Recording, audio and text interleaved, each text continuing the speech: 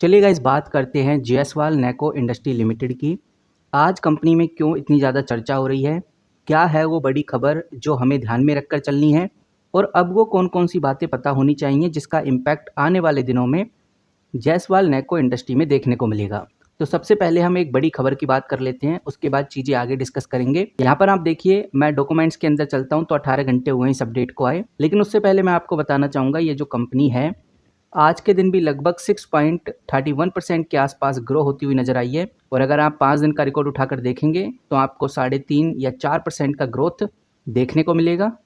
पूरे एक महीने में ये 40% की ग्रोथ पे हमें देखने को मिल रही है। तो ये चीज़ मैंने आपको इसलिए बताई ताकि हम ये आइडिया लगा सके कि वाकई में कंपनी आज मोस्ट एक्टिव है और इसको लेकर जो बड़ी खबर जो 18 घंटे पहले आई है, अब इस खबर पे हम क्लिक करते हैं और जानते हैं कि अपडेट क्या है।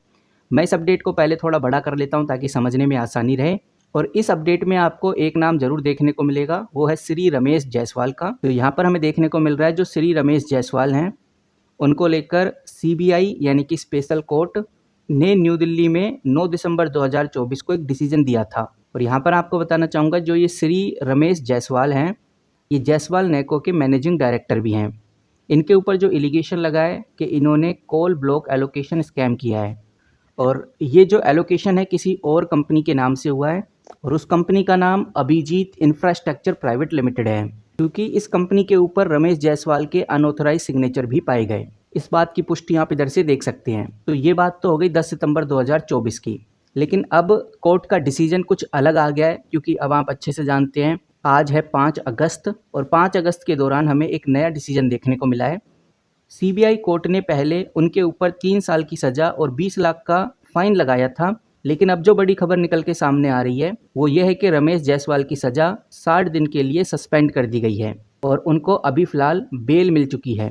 ये बेल इसलिए मिली है ताकि वो दिल्ली हाई कोर्ट में अपील कर सकें और इम्पोर्टेंट बात यह है कि उनकी ये जो अपील है दिल्ली हाई कोर्ट ने एडमिट भी कर ली है, जिसकी वजह से उनकी सज़ा को फिर से सस्पेंड कर दिया गया है। तो ये हमें इस आर्टिकल में देखने को मिलता है, लेकिन अब पॉइंट ये आता है क्या इस खबर से जो जायसवाल नैको इंडस्ट्री लिमिटेड है उसमें हमें इम्पैक्ट देखने को मिलेगा, पॉजिटिव या नेगेटिव किसी भी तरह का, क्या हमें वाकई में कोई इम्पैक्ट देखने को मिलेगा? तो मैं आपको बता दूं, कंपनी ने ये क्लियरली बोला है कि जायसवाल नैको इंडस्ट्री पर कोई भी डायरेक्ट फाइनेंशियली इम्पैक्ट नहीं होने वाला और ये इम्पैक्ट ना ही फाइनेंशियली होगा और ना ही ऑपरेशनल पे कोई इम्पैक्ट पड़ने वाला है।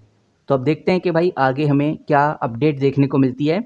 फिलहाल जब से ये न्यूज़ निकल के आई है कि भाई जायसवाल के मैनेजिंग डायरेक्टर को बेल मिल चुकी है, दिल्ली हाई कोर्ट ने भी अपील एक्सेप्ट कर ली है, तब से ही हमें कंपनी में हलचल पॉजिटिव देखने को मिल रही है। और अगर आप मनी कंट्रोल पे इसका वॉल्यूम देखेंगे तो वो भी आप देख सकते हैं, कल को 14 करोड़ का वॉल्यूम ट्रेड हुआ था, 17% की डिलीवरी और आज 12 करोड़ का वॉल्यूम ट्रेड हो चुका है। इससे पहले एक वीक का अगर आप एवरेज देखेंगे तो 20 करोड़ के आसपास का वॉल्यूम देखने को मिलेगा। एक मंथ का अगर आप एवरेज निकालते हैं तो लगभग 9 करोड़ के आसपास का आपको वॉल्यूम देखने को मिलता है।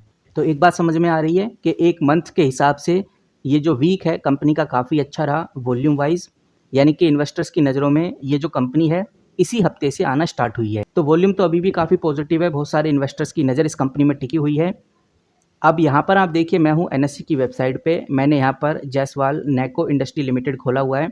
मैं पहले आपको ऑर्डर बुक दिखा देता हूँ। आज की अगर आप ऑर्डर बुक देखेंगे तो आपको नजर आएगा 54 लाख के आसपास की सेल क्वांटिटी है और जो बाय क्वांटिटी है वो 1 करोड़ पे चली गई है, यानी कि 1 करोड़ स्टॉक्स को आज खरीदा जा रहा है इन्वेस्टर्स के द्वारा और लगभग 54 लाख स्टॉक्स को आज बेचा जा रहा है इन्वेस्टर्स के द्वारा, जिसमें बाय क्वांटिटी ज़्यादा है, खरीदने वाले ज़्यादा हैं, जिसकी वजह से हमें आज ये जंप आउट देखने को मिला है। आज के दिन लगभग जायसवाल नैको कह सकते हैं कि 6 से 7% तक भागता हुआ नज़र आ रहा है।